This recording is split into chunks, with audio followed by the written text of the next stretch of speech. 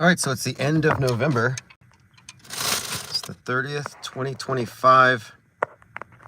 Someone had just recommended a movie called Rental Family in response to my post on the Substack about Atropia, which I have not seen. I just watched the trailer, so if you haven't looked at the latest Substack post, it's a movie about essentially a town, like a military base, but it's a 24/7 war simulation where everybody's a crisis actor. And it's some kind of a comedy. The Substack is timosman.substack. And then in the comments, somebody recommended something called Rental Family. So Rental Family looks like a good one, but it's exactly what it sounds like Charlie Kirk's family. You rent a wife, rent some relatives, rent some friends, and it creates this deception for manipulating people emotionally. But there are things like crisis actors on demand? Or crowds on demand. Crowds on demand. I wonder if they do birthday parties. You know, you want to throw a party for yourself and have 33 guests. And if you want to do a theme party, they could all play dead.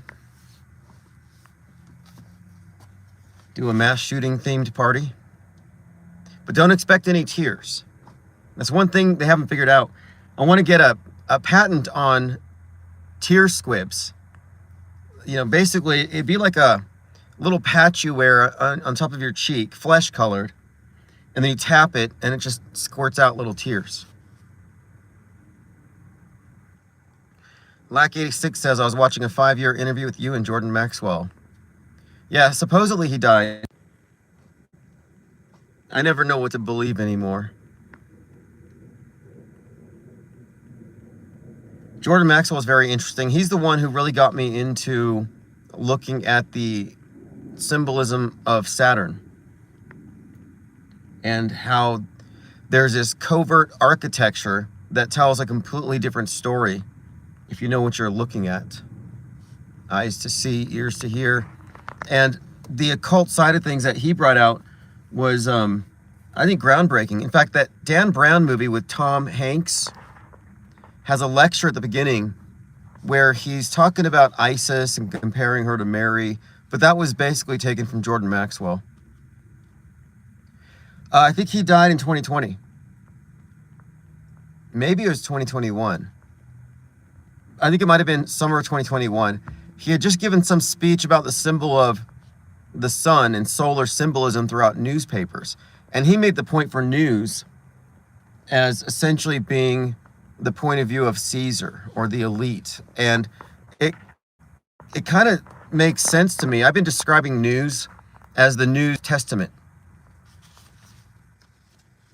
Because you got history, you got your backstory, and then you have the present. So it's like Old Testament, New Testament, the present that tells you about now and what's to come. And that's the News Testament, because I do consider media to be the de facto world state church, complete with myths, martyrs, and miracles, performed through the PSyop Entertainment Complex.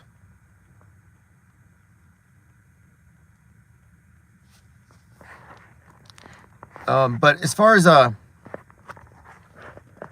present news goes, we're talking about these movies because we're like The Village, The Truman Show, and now we got to watch Atropia and Rental Family, because movies are a great way to conceptualize things when we want to discuss whether or not something is within the realm of fakeability. You know how lost we would be if we didn't know about squibs?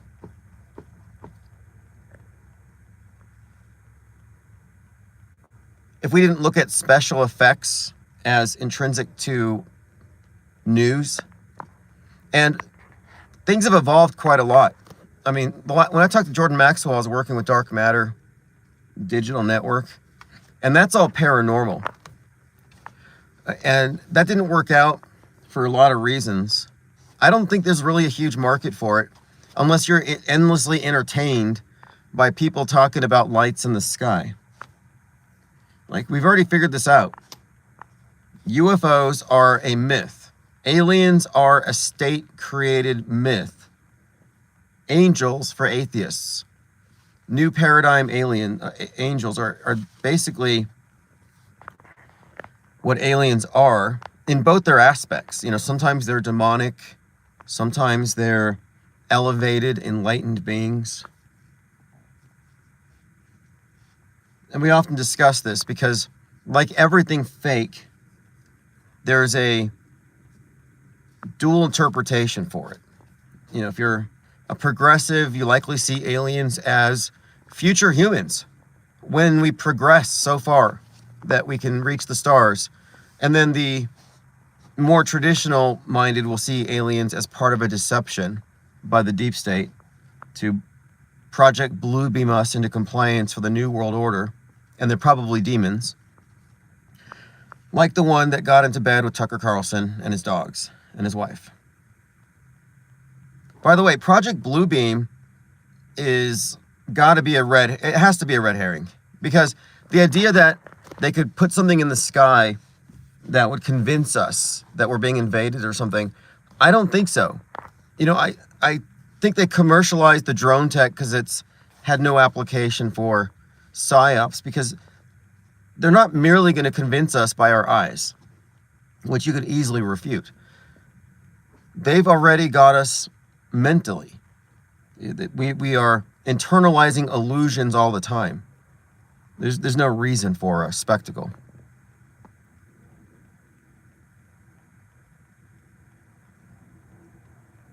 The Swiss says, put everything you say into AI, ask it to rephrase, do this over and over, play it back while playing a fake live scene. How to fake a live stream. True.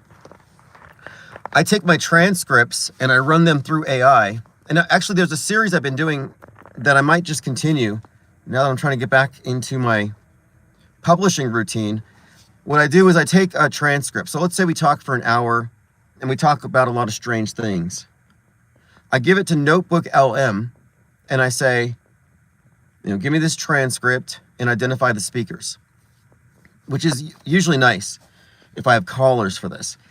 And then I take it over to ChatGPT or Grok and I say, take this transcript and write it in the form of a novella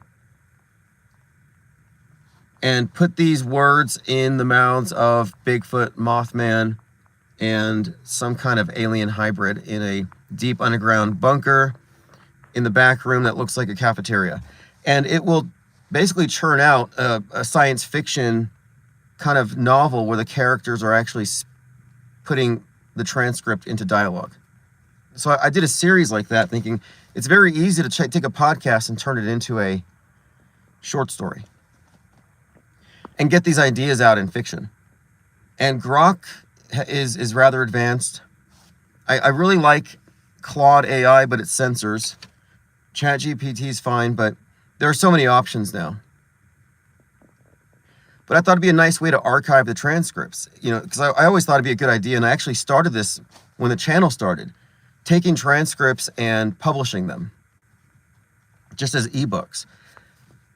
But now with AI, you could put it into different formats. You could animate it. So yeah, I agree with what Swiss was saying. You can, it's not even recycling. You can repurpose your content into different formats. I often do anyway. I'll say, give me the top 5 talking points and a quote associated with each one. And I throw these into a Word document. And over the various live streams, I end up with 20, 30, 40 pages of content I can repurpose into blogs. People who are anti-AI or who are still scared of it are basically dinosaurs right now. Things are moving way too fast to be a laggard. Like, I'm ready for my Neuralink. I'm ready for my implant. You know, they're going to get rid of phones. You're not going to be carrying a phone in the future. I'm not sure what it's going to be. I don't know if it's going to be something implanted or some kind of wearable and I don't know. But these won't be a thing for long. All right, let's see. We were talking about, oh yeah, Atropia, the town where they simulate war. I think that's kind of interesting, the idea of a 24/7 war simulation where it's just a big movie set. I mean, that's what is a drill if you think about it? What is a military drill or a mass casualty drill? It's really just like a movie. It's a performance, it's theater. And what we're looking at here is how theatrical productions are grafted onto our timeline. You know, lies. A lie is a fictional situation inserted into somebody's timeline by a liar. You know, and it's really about internalizing what you were told and just accepting it as true. And what we're looking at with PSYOPs are beyond PR stunts. We're talking about significant historical events that are lied into existence through the medium of news media. And it's more sophisticated and harder to explain away or dismiss than just, quote, predictive programming, which is obviously a part of the standard way of presenting these fake events, because it's predictive, it's concurrently released content at the same time, and then it's reinforced endlessly as though it's true from all of the accepted perspectives. So essentially, they are able to prepare us for fake events, execute them in a totally controlled media echo chamber, and then they reinforce them endlessly, and then these lies are collectively accepted as real. Napoleon Bonaparte is credited with having said, "History is lies agreed upon." And I would say, well, why isn't that true for news? What's the difference? There really isn't one. And I've been developing this concept of history benders. This is the biggest conspiracy, and we're the only ones talking about it. But, you know, we are correct. So don't think this is going to go away. And it has significant implications for not only mainstream, but for alternative media. Because what this will reveal is that all of the voices in alt media are dupes, stooges, agents, controlled ops, but none of them have discernment, or they're evil. They're part of it. Either way, this information should precipitate something of an apostasy, at least among those who can think independently and arrive at their own conclusions. And I am a little more optimistic than I let on sometimes. Dave Sims says, "I've got a theory about predictive programming that isn't what anyone thinks at all. Most people think it's coincidence. That's mainstream. Alternative media think it's either higher or lower powers. Higher power is simulation. Lower powers are dark wizards giving us revelations of the method, which is some garbage. That's not even a thing. Like, where did this dark wizard thing come in? The dark occultists will tell us what they're going to do in the movies so they don't have karmic retribution. Like, these are bastardized concepts, not very well thought out. The problem with the predictive programming analysis is most of the people looking into it refuse to consider the possibility that it's intentional. Like, a lot of them are just steadfastly against that idea. And I'm like, why? And I know why. I think it has to do with the fact that when we're looking at the engineered events, oh God, yeah, Dave Sims, it's the powers, okay, you said the Simpsons and stuff, it's a way of us manifesting it into reality. The problem with that proposition here is that the events are fake. So why do they need you to manifest a fake event? So no, they're not using your thoughts to control reality with the TV. That's faulty causality, and it's a misinformation line, because what you're saying here is that there's somehow naturally occurring events that are magically influenced, but that they're still happening. And no, the events are fake. So there's no way a bunch of people watching some garbage cartoon magically manifested a drill involving actors and script writers, the Department of Homeland Security. Like, no, that explanation died a long time ago. So it's not higher powers, it's not lower powers, it's not magic. If they can get you to think that you're looking at magic, then you've been mystified. You've been rendered superstitious. No, I'm telling you, Simpsons is not magic. People watching TV have nothing to do with what happens afterward. Sorry to tell you that. But that talking point was planted there so you don't look at the human beings involved. Because if you look at every single instance of predictive programming, you'll find directors, actors, writers. What does that tell you? Well, it tells you that entertainment is working hand in glove with the government when it comes to psychological operations. But instead of looking at the humans behind the psychological operations, the government involvement in co-opting all media, what do? You're like, oh, it's magic. It's higher powers at work. It's vibes of the cosmos. And no, it's not. You're not doing any magic, and all you're doing is you're giving cover for the people who are actually perpetrating the psychological warfare. So the Psywar department looks at comments like yours and they think, good. They don't even consider us a possibility. Any sufficiently developed technology is indistinguishable from magic, Arthur C. Clarke. And yeah, it may look like magic because it's a very advanced technology.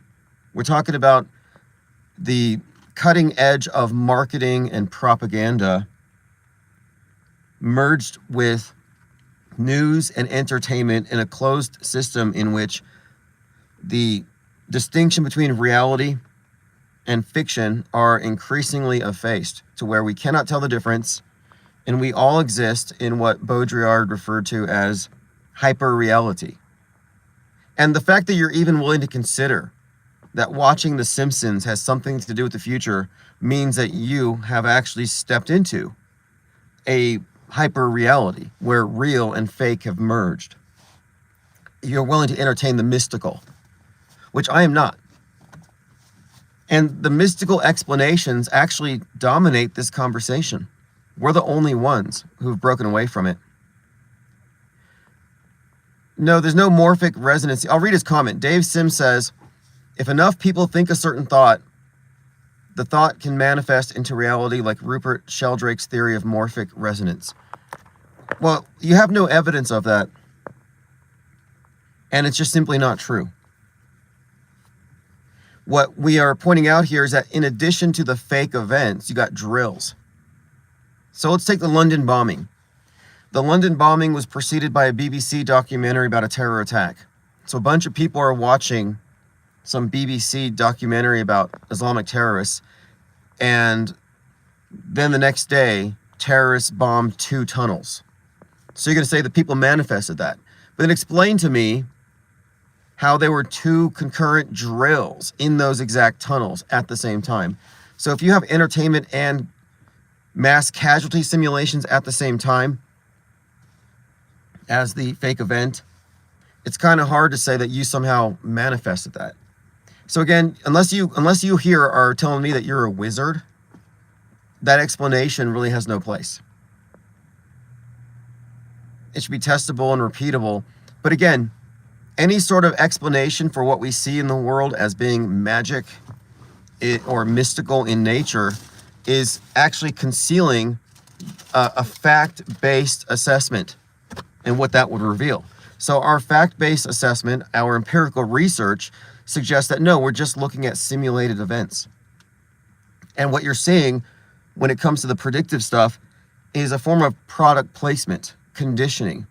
It's propaganda, but it's not like they're planting this stuff in the movies as some sort of magical spell. But anyway, we have kind of dispensed with all the mystical explanations because when you compare models, so if we compare your theory that watching TV is causing these events to happen, and then you compare that with what evidence that we present, I think you'll find that our model has predictability built into it. It's actually reasonable, logical, and it doesn't involve what you could consider a divine fallacy, which is if you can't explain something, insert God, insert magic. the god of the gaps. So you can't explain the predictive programming, so your answer is magic. Your answer is essentially a divine explanation, fill in the gaps, which again, it's not a logical proposition. It's actually cliche at this point.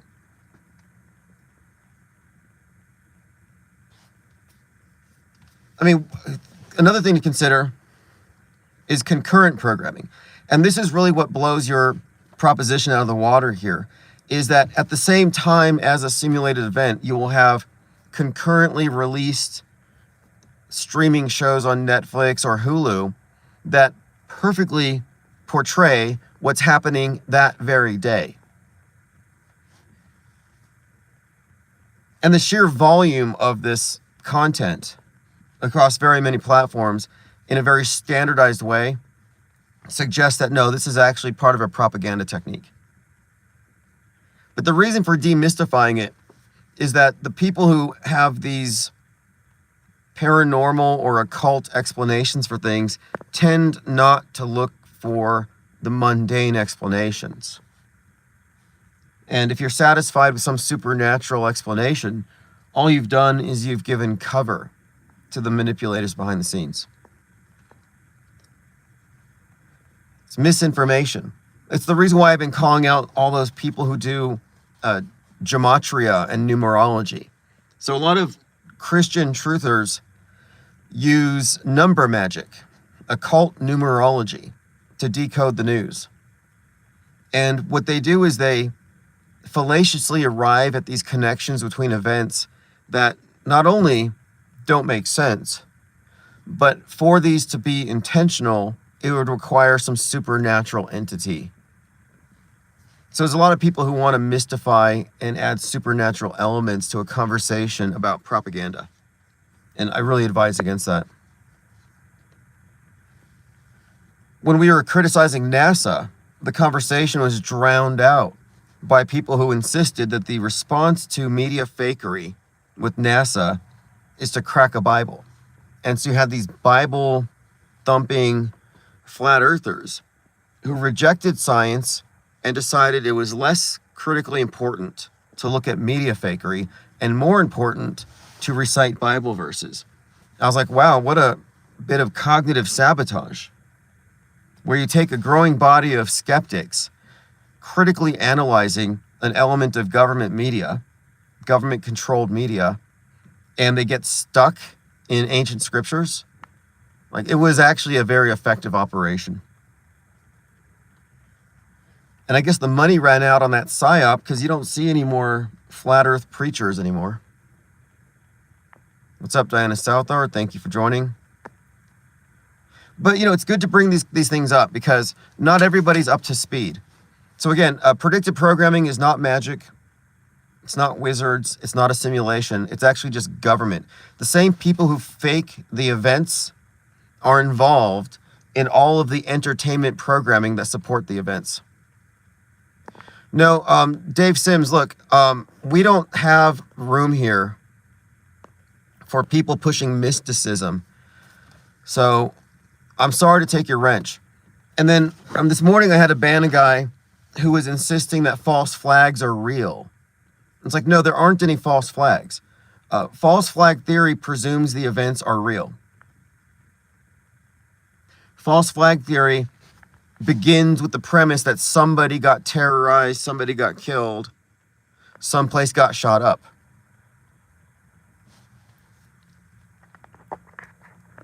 No, Dave Sims is talking about instantaneous manifestations and stuff. Look, if you're going to be pushing mysticism, we're going to remove you. And the reason why is that we've been dealing with a lot of misinformation and noise. And we're actually a think tank that has separated from all these controlled opposition talking points that just make the conversation go into areas of unfalsifiability. So no, we don't have any need for that kind of garbage. No, you're not manifesting reality by watching TV. Like, where did you even get that from? Where do people even get these ideas? If you're not an occultist, if you're not a wizard, if you're not doing chaos magic, if you're not a neo-Gnostic pagan doing ceremonial magic or some kind of hermetic law of attraction stuff, like if you're not some kind of cult guru waving a magic wand and throwing pentagrams, then where do you get off saying that with some kind of authority that, well, if enough people watch your TV show, it will happen in real life?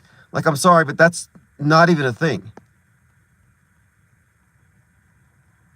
Non-wizards talking about wizardry. Like, and I don't think you're a wizard.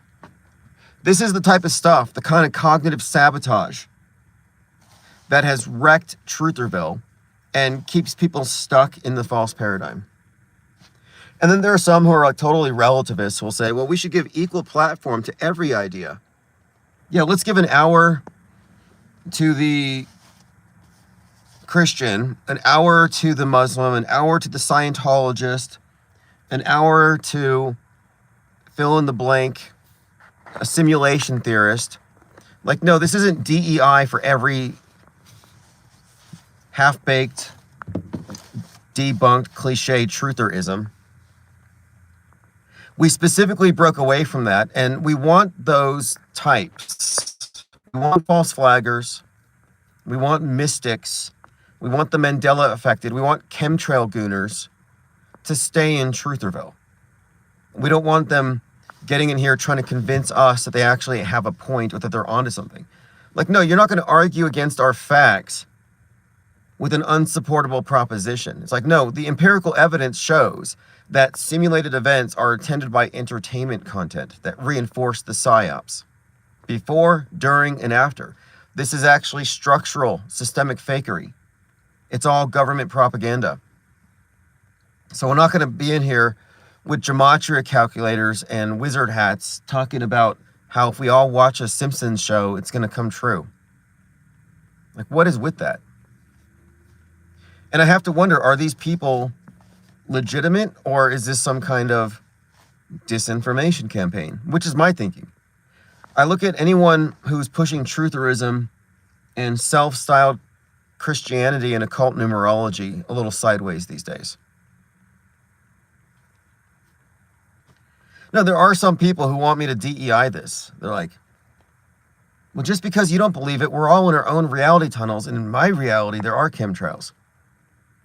Like, no, I'm sorry. Your proposition for chemtrails isn't supported by the facts. It's debunkable. I've debunked it. You haven't refuted my debunking, so you're not going to bring it in here like it has equal weight. Like, we've already settled it here. Low information belief doesn't weigh as much as informed disbelief. And here we are fomenting a culture of disbelief. This is a place for the non-believers. If you're a believer, you're not going to last. You're not going to remain buoyant with the raft. And it's not that we're kicking people out. It's that you won't be able to hang with us if you're susceptible and vulnerable to this plethora of logical fallacies that are planted out here in this area of discourse to prevent people from arriving at the correct conclusions. This is an info war.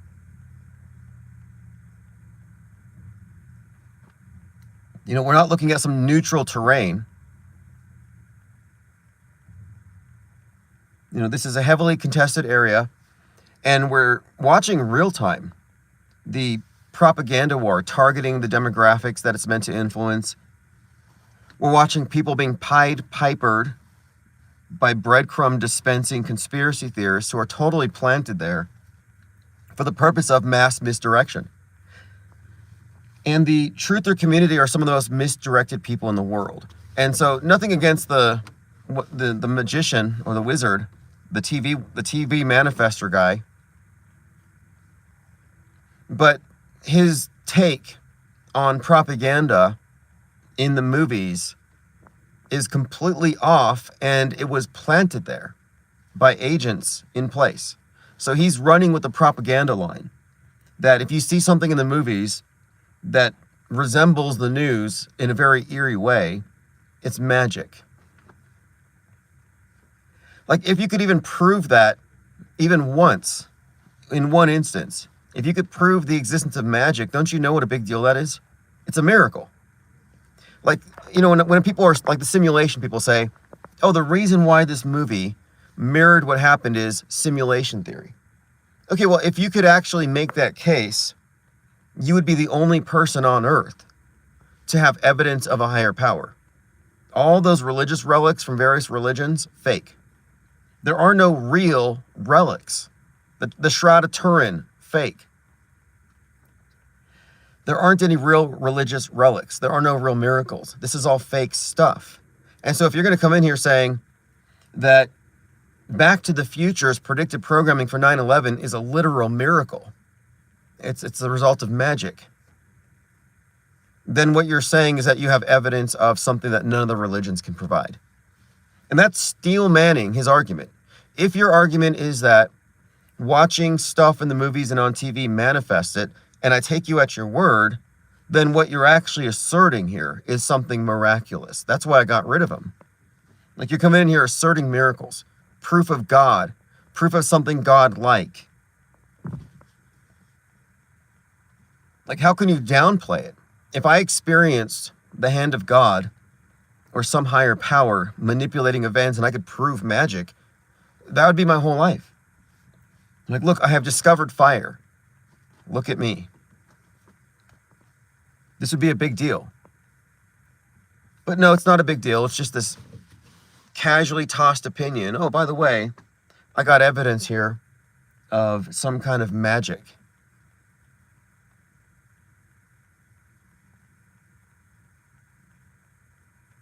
Lord Laney says, those are the kinds of people that say, I am Charlie Kirk.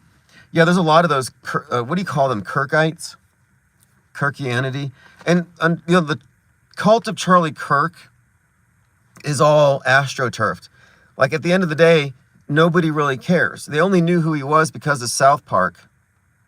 Oh, by the way, speaking of South Park, if you didn't know, episode 330 has the Charlie Kirk-like character who is asked a question related to trans by this character who looks just like the person who was asking a similar question of Charlie Kirk. And then the Kirk-like character gets shoved off of his stool and he falls down to the left, just like Charlie Kirk. So more layers to that one.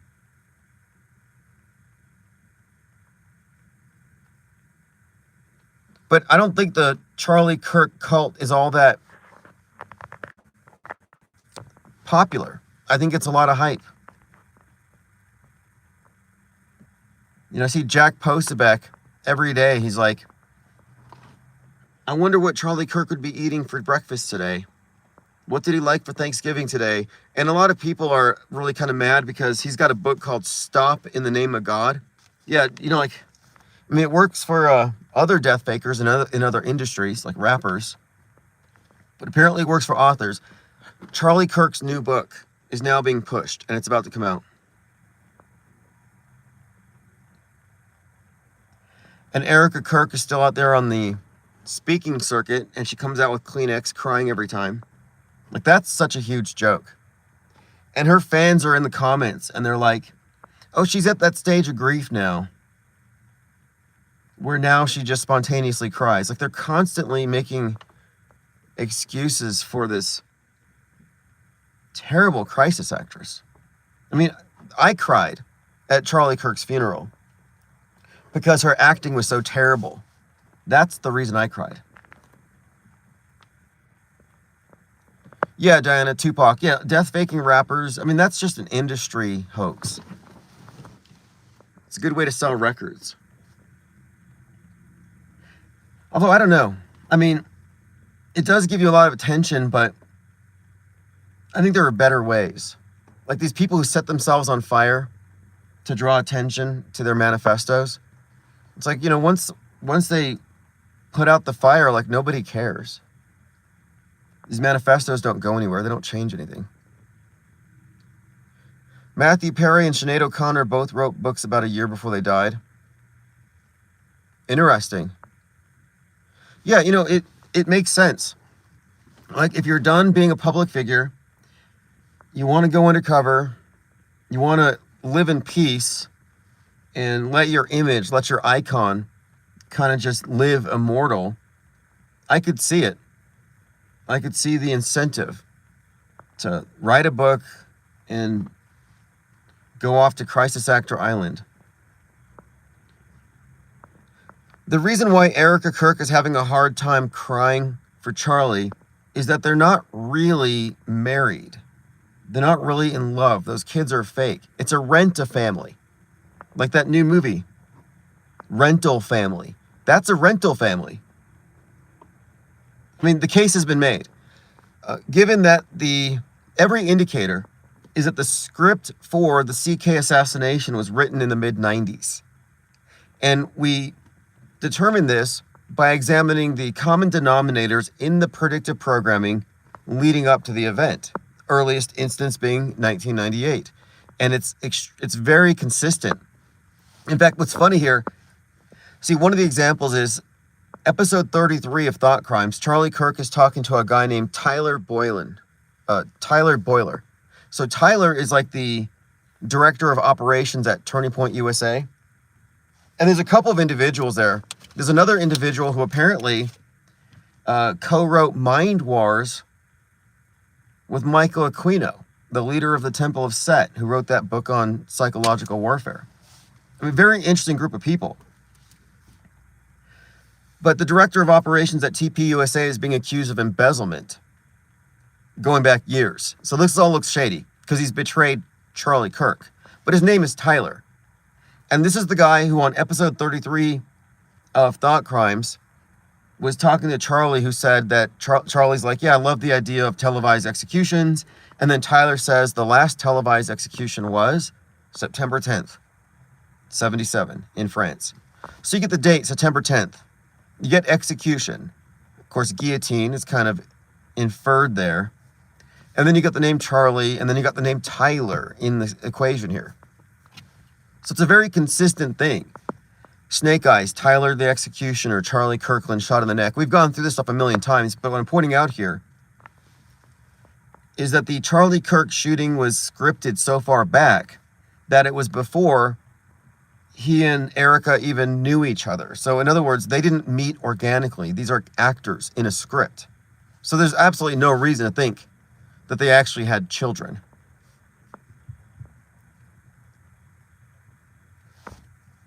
Andrea says, both books soared to #1 right after. Same with John Lennon. His newest record is Tanking. He shot 3 weeks after it was released and hit #1. Good technique. Does it still work for artists? I think there was a story by the author of Fight Club about this guy who was killing artists and cashing in. I gotta dig through my books. Ryla says, was John Lennon Steve Jobs? You know, when I look at these things, it's not just about looks.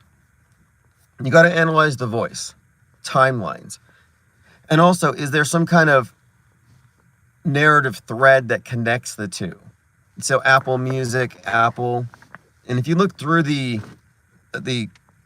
trajectories of their lives, there's usually a continuity that makes it seem a bit more credible. But I don't know. There's this funny thing that happens when you put two faces side by side. You know, because the way animation works, and comic books, comic strips, cartoons, stop motion animation, is that you're given a sequence of images and your imagination supplies the transitions. So you're unconsciously merging the two. And I think when people put these images of this person A is also this person B, if they're reasonably close, your imagination could easily, just by training, just by habit, see it. Oh, I can see it. Well, it doesn't mean it is it. So you have to look at the bigger picture.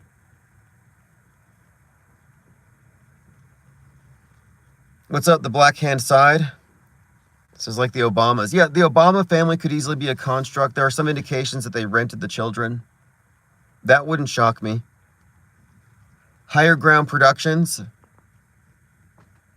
Leave the World Behind.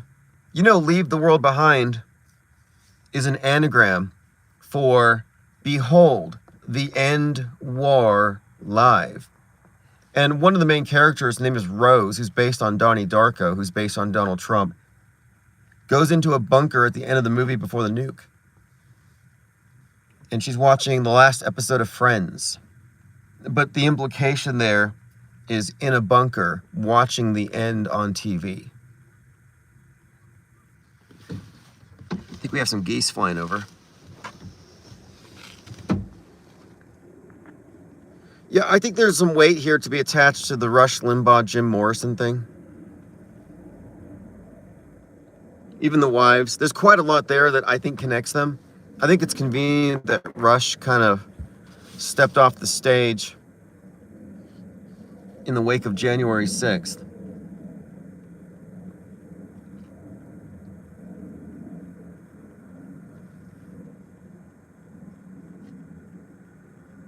So anyway, I was talking about false flag theory.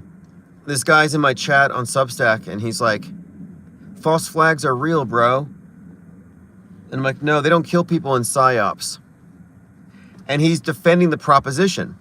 He's like, no, they do. They sometimes do. And I'm like, well then, what's your evidence other than you saw it on TV? And a lot of people are startled because they think that because they don't believe mainstream, they somehow have obtained a truer account of things. But the facts are that alternative media is part of a duopoly. Okay, Rush Limbaugh had a drug problem. I heard about that. You know, Rush's nickname was Rushbo. And Jim Morrison had a nickname when he was doing drugs. He had this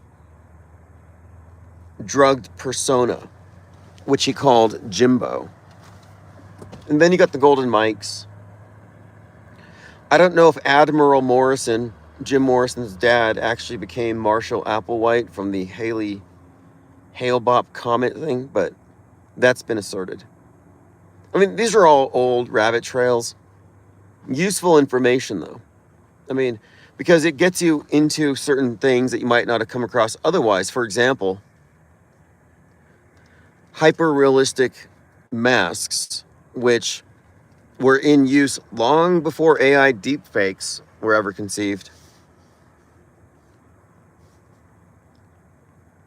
It's kind of purple skies. Looks a little cyberpunk out there with the orange and the purples.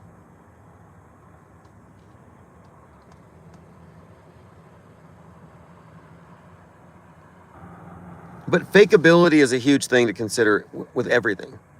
Was Dave Koresh real or entirely fake?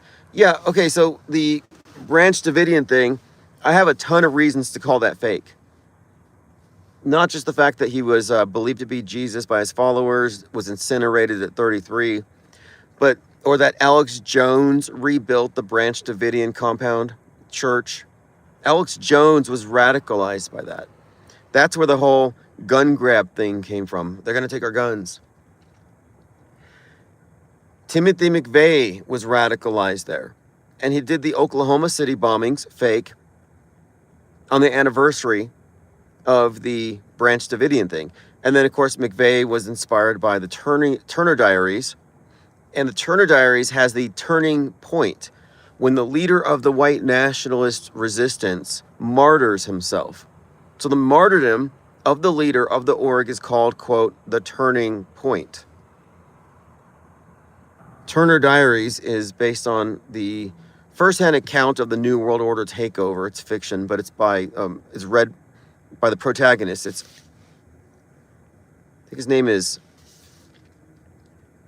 something Turner. Is it Ed? It's not Hell. It's not Nat. But anyway, the author of the book, Andrew McDonald, I think they said, but was born on 9/11, 1933.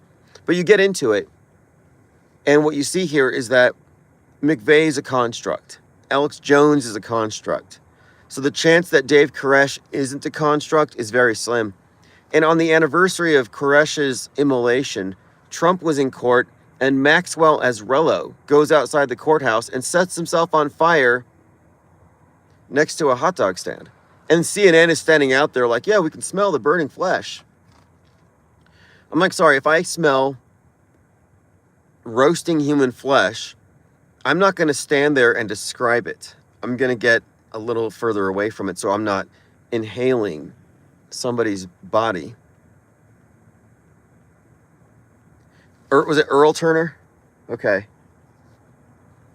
I have the Turner Diaries on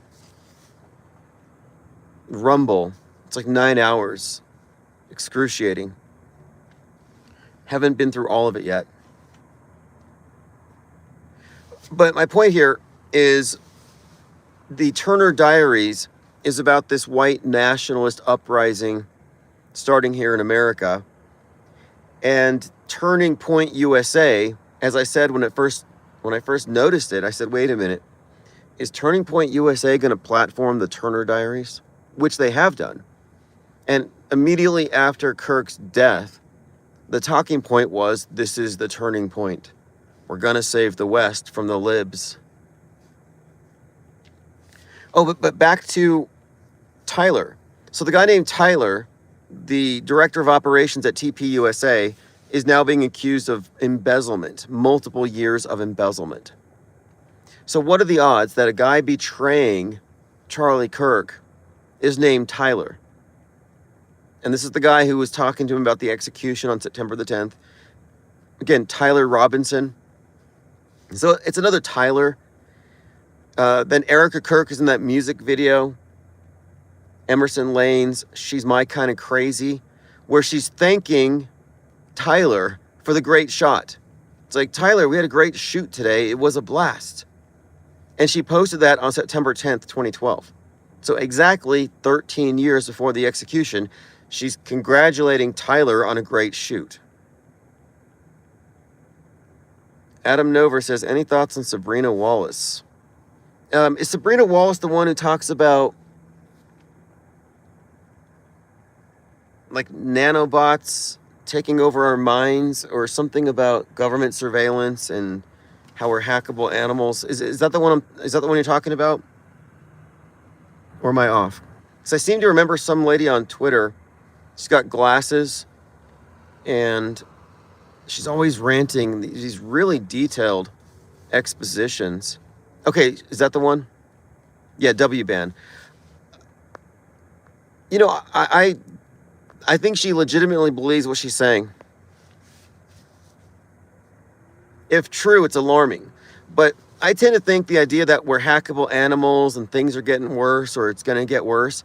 I'm like, I'm sorry, but you're crying wolf, more or less, when the reality is actually far worse than this nightmare scenario. Because we already live in a deep faked reality. We've already been hacked. They don't need to seize our guns. They've already seized our minds. When I say they, I mean government. Government is singular. I mean, if you think there's multiple governments, yeah, maybe, as far as like certain roles that governments serve. But for all intents and purposes, we have a new monotheism. And I don't know how new it is. It's probably the old one, just repackaged. I mean, isn't it just, I guess, natural at this point, just to recognize it, that the PSYOPs that we talk about, the fake events that become part of our collective history, our collective worldview, these things are accepted on a global scale.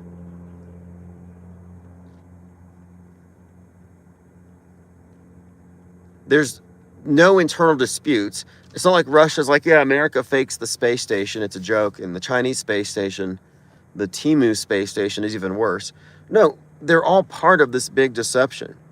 And this big deception is worldview warfare. And it goes from the world itself, like cosmography, down to the street level world events.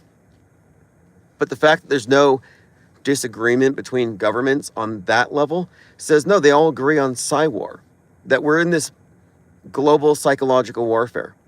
And the masses have been utterly subjugated, compartmentalized.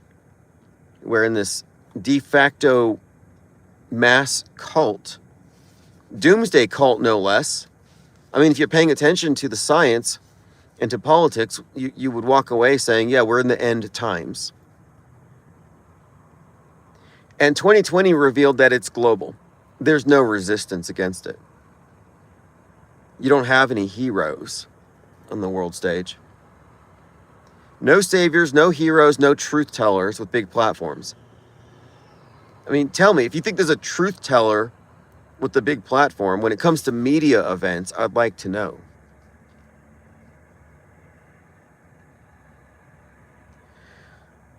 Andrea says, the MO is to conglomerate the current gods, beliefs, and superstitions into one new theism everyone can agree on. Didn't they do the same with the Roman, Greek, and Egyptian gods and paganism?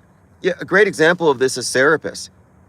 We want to unite these disparate groups of people.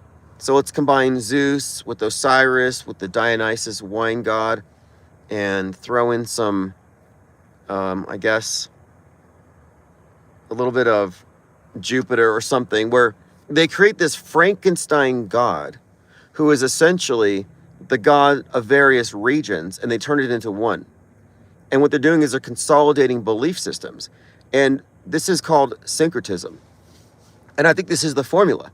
And what they have done with worldview is they've taken the traditional religions as a template, and they formulated a worldview that everybody can agree upon. And I would argue that space is a new iteration of an ancient concept. It's just paradise rebranded. So no matter what religion you're in, you know, you might be a Mormon hating a Christian, hating a Jew, hating the Muslims. So you're in this circle of hate, this circular firing squad of religious nuts, but you all agree on outer space. I was surprised Iran when Iran had when they opened their space program. I was like, well, traditionally, they throw rocks at the symbol of the obelisk because they know what it is. But now they worship a burning obelisk sent up into the fake heaven.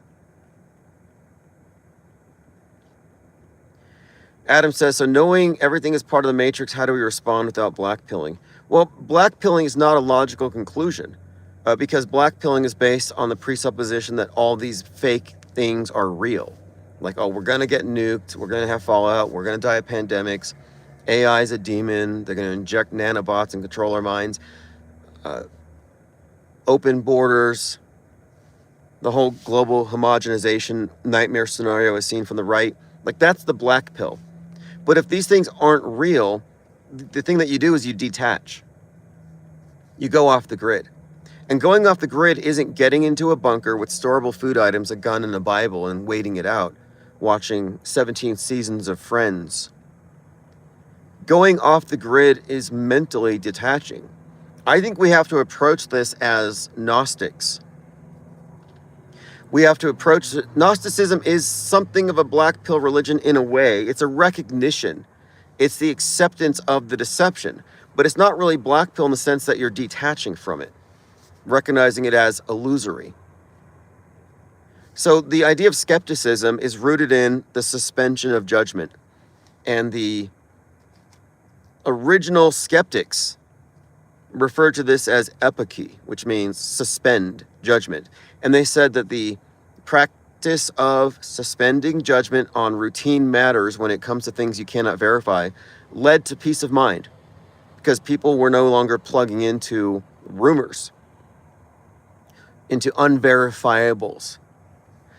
So if you detach from the things that you can't verify, if you don't react to the headlines, you cease to have these constant reactions, then you get out of the mind war. Well, I mean, peace of mind is the byproduct. So it's not a black pill, it's peace of mind.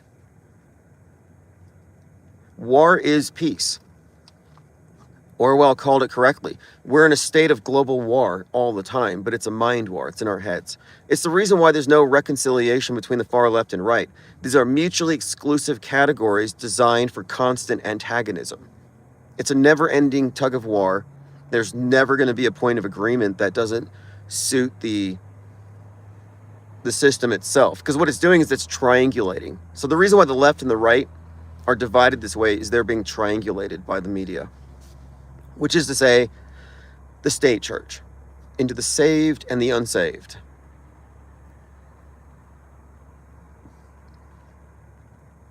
But Gnosticism is the recognition that the world deception is there to cut you off of your intuition and soul.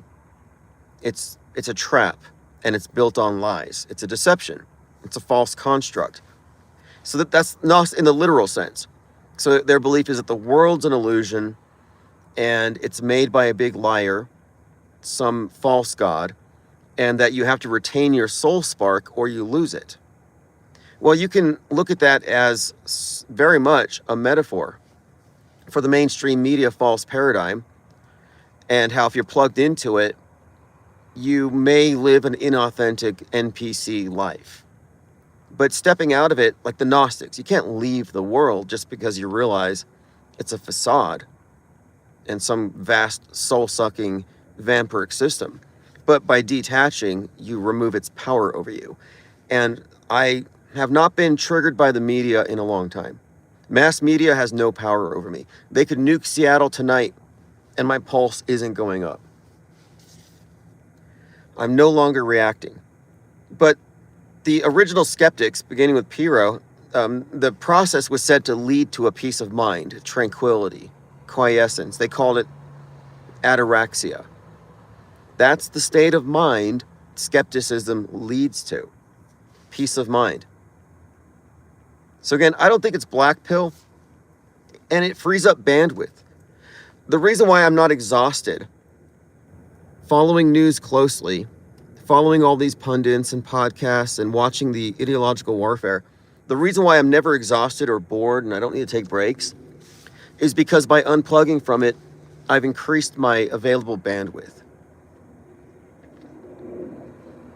By reducing my emotional engagement, I'm detached enough to process things rationally, parsing the facts as they arrive, instead of fighting over the version that suits my confirmation bias. A lot of truthers are set on their opinions, and then they cease looking for new facts. DEPROGRAM Truther says, my first live back from Thanksgiving. Luckily, the PSYOP team's got the holiday off. Not really. If you look at the National Guard shootings and the proposed escalations, that's kind of the big PSYOP of the weekend. There was a shooting in Stockton, California, a birthday party. I believe 4 children and 16 adults were shot. I think some of the children died. But you're not going to hear about it because it's real. You're not going to see crisis actors or agendas. It's going to be minimized by the media.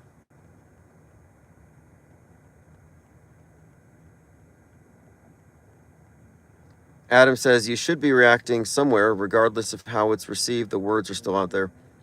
Well, there's 2 ways to approach it. You can react or you can respond. To react is to be triggered and to go along some predictable narrative channel they dug for you. To respond is to wait, suspend judgment, get more facts, look at the wider media ecosystem and determine if it's real or not according to your own judgment, and then issuing a response, generally something along the lines of fake as fuck, or maybe real. But the immediate reaction is always going to be low information. Low information belief is bad. Low information disbelief is bad. Oh, it looks fake, so it's fake. Not good enough. Looks real, so it's real. Not good enough. Good enough is, I'm going to wait till I get all the available facts, and based upon my experience analyzing events, I'm going to compare it to those, and we're going to arrive at the best possible conclusion, which may even be something along the lines of, I don't believe it's true because of these reasons. Informed disbelief, which is better than agnosticism, because you're confronting the known unknowns. We're recognizing the limits of what can be known, and we're not reflexively taking sides. So what I'm pointing out here is that the mind war does not affect me. I mean, not any more than a TV show or a book. It's almost a sort of entertainment at this point. Is it wrong to be entertained by the world stage theater? because I find it tremendously entertaining. But I'm approaching this as an outsider. I'm a conscientious objector to the Psy-war. So you can't claim to be anti-war if you are within the political horseshoe, because psychological warfare is warfare. The supreme art of war is to defeat the enemy without drawing your weapons. And this is all the Machiavellian, Sun Tzu, the art of war, the enduring texts on war and war manuals have all raised the point that deception is how you truly conquer a group of people, the human population. So we are in a state of war. It's World War Infinite. You were born into it, it never ends. It's a war on consciousness. It's a war on perception. And we lost, by the way.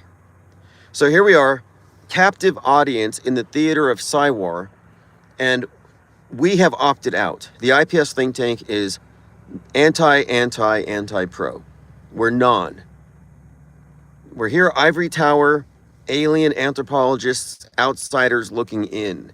But if you're in the thing, you can't claim to be anti-war.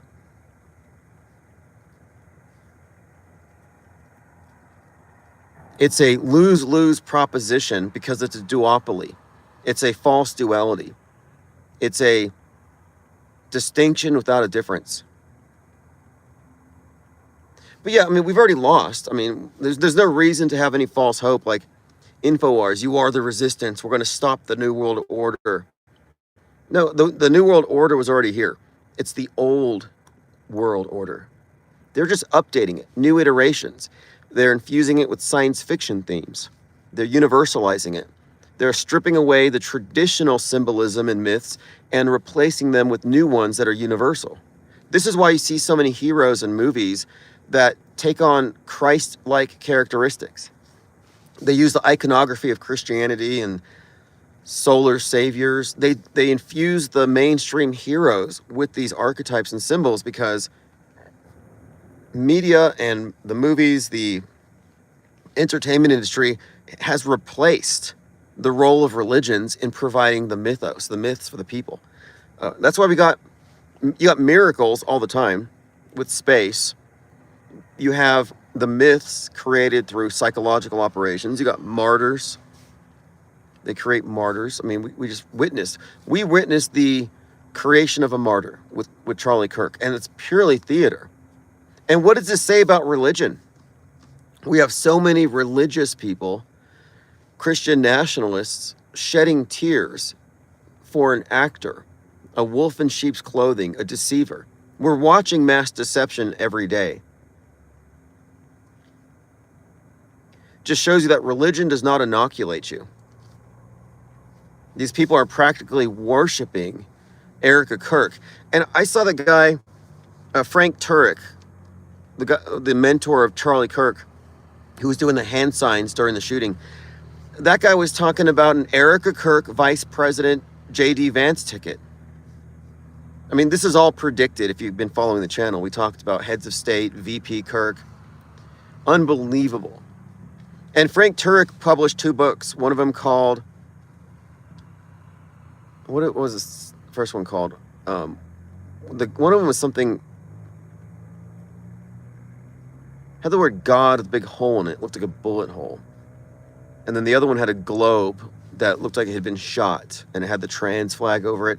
Like, even his books had predictive programming for the shooting of Charlie Kirk.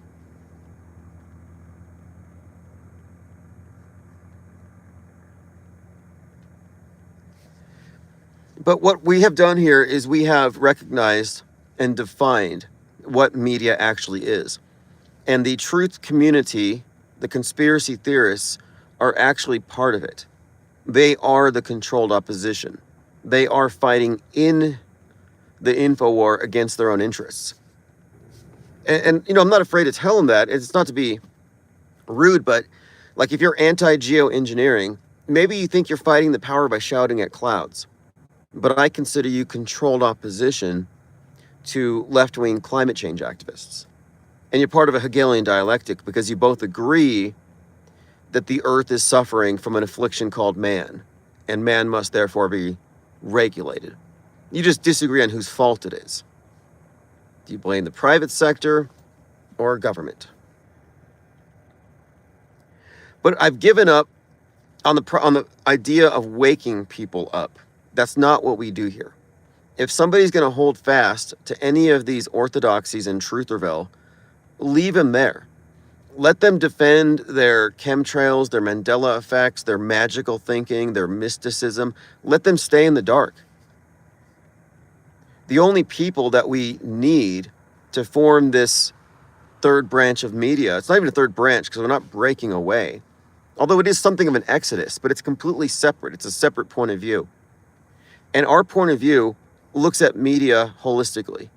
And we look at the timeline and the long-term effects of media fakery on our shared history and how that becomes our worldview. And we're getting deeper into it, recognizing that the fake or staged simulated events that they graft onto our history are decades in the making. So we're looking at a level of engineering, of manipulation, or manufactured history. The manipulation goes so deep that it has significant ramifications for politics and everything else, but specifically politics. But the reason you don't want to wake people is that we want to create this third platform. So we're not main, we're not alt, but this third platform. And what separates us is our recognition of systemic fakery. The other sides don't recognize that. The other side does not. But in order to create a distinction enough to split the marketplace of ideas here, you have to have the people who are in the old system defending it against us. See, right now we're not acknowledged.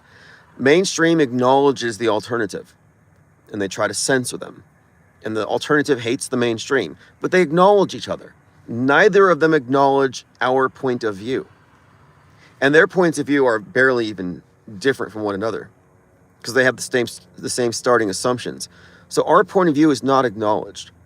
For it to be acknowledged, there has to be some confrontation.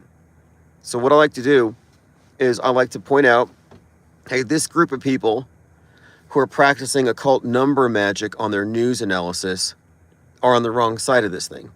They're adding noise and misinformation. Or this group over here, who is still fighting against Dr. Fauci, haven't figured out that they've been played and that they're engaging in controlled opposition, agitprop promulgation, and down the line. And as you confront every one of the guardrails, we'll get some pushback.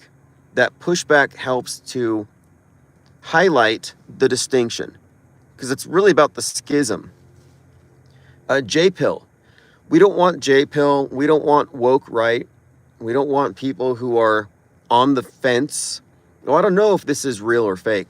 Okay, well, if you're confused, you belong on the world stage. If you don't have the independent thinking necessary to arrive at your own conclusion without being ambiguous, because maybe you still trust the mainstream, well, then you're still on training wheels. You haven't begun to think for yourself when it comes to media consumption, which is a very passive thing. So you got passive media consumers and active. The only active media consumers are those who are consciously and actively processing it as skeptics. And you can't make believers become skeptics, because believers by nature are passive recipients of propaganda. They've never actually considered the reasons. This is why they get emotional. Many of the PSYOPs use emotional manipulation, fear, tragedy, crying people. And what happens is when somebody is emotionally manipulated into a belief and you challenge the belief, it tends to bring those emotions back up. It's like MK Ultra.